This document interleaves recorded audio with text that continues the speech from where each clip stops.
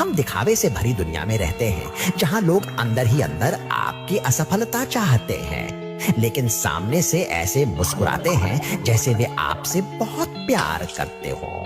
अगर मुझे अपना जीवन फिर से जीना पड़े तो मैं कुछ नहीं बदलूंगा, बस इतना कि मैं और समझदारी से देखूंगा। कई बार मेरी जरूरत से ज्यादा भलाई मेरे लिए मुश्किलें खड़ी कर देती है। बहुत अच्छा, बहुत सीधा, बहुत भरोसेमंद, लेकिन अब मैंने सीख लिया है, जो मैंने नहीं तोड़ा उसे ठीक करना मेरी जिम्मेदारी नहीं है।